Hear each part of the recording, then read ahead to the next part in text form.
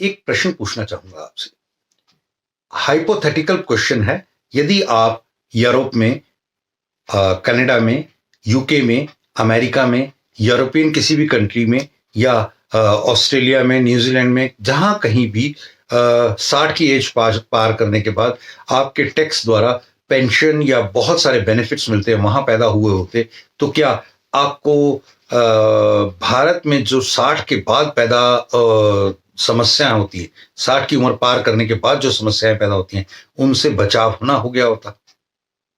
जी नमस्कार दोस्तों, मेरा नाम प्रोफेसर कुलविंदर सिंह है और आज हम बात करेंगे कि 60 की उम्र का एक पड़ाव जिसमें एक भारत में व्यक्ति पैदा हुआ है और उसको क्या सोचना पड़ता है और कैसे वो 60 की जीवन के बाद का जीवन बिताता है, और एक व्यक्ति वो जो 60 की उम्र के बाद अमेरिका, कनाडा या यूरोपियन, ऑस्ट्रेलियन, न्यूजीलैंड या इस तरह की कंट्रीज में जहां टैक्स के एक एक पैसे से उसकी जो सारी जिंदगी उसने टैक्स दिया, उस टैक्स के पैसे से आज मेडिकल फैसिलिटीज, उसको ट्रैवल फैसिलिटीज, सिक्योरिटी, सेफ्टी या पेंशन, हाउस होल्ड एक्सपेंसेस या और अनेक फैसिलिटीज जो कि किसी क्यू में लगना, घर में होम डोर स्टेप पर डिलीवरी वगैरह वगैरह वगैरह, हजार करीब ऐसे बेनिफिट्स हैं जो मैं अपने बहुत सारे रिश्तेदारों और बहुत सारे क्लाइंट्स जो विदेशों में हैं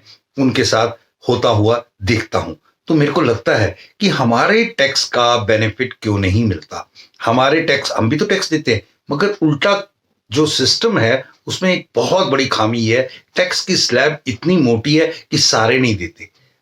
सरकार कहती है कि सारे नहीं देते इसलिए टैक्स की स्लैब मोटी, जबकि उल्टा होना चाहिए।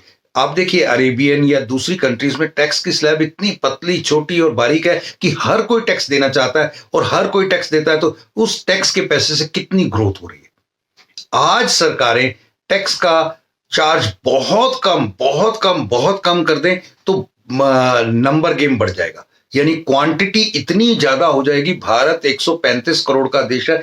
हर व्यक्ति जो अलग अलग रूप में अदरवाइज भी टैक्स दे रहा है, वो अपने आप स्वेच्छा से अपनी इनकम के ऊपर टैक्स देगा। बाकी सारे टैक्स आपको देने ही नहीं पड़ेंगे, अपने आप हटा देंगे। और एक इतना बड़ा जो सिस्टम डेवलप होगा, उससे क्या होगा, आपके 60 के बाद जो फैसिलिटीज हैं वो अदरवाइज इंफ्रास्ट्रक्चर या कंट्री के सिस्टम्स के बहुत सारी वैल्यूज चेंज हो जाएगी।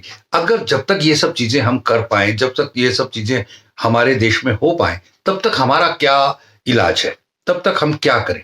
तब तक अपनी एक सेविंग शुरू करें। उस सेविंग के जरिए अगर बाकियों के साथ जो हो रहा है वो मेरे साथ ना हो, तो उस सेविंग के जरिए मेरा बुढ़ापा तो कम से कम सेफ हो। मैं पूरी दुनिया की कांटे नहीं उठा सकता, तो कम से कम अपने पैरों में तो चप्पल पहन सकता हूं, क्योंकि मुझे तो कम से कम बुढ़ापे में वो कांटे ना चुभें जो कांटे पूरी दुनिया को इस समय चुभ रहे हैं।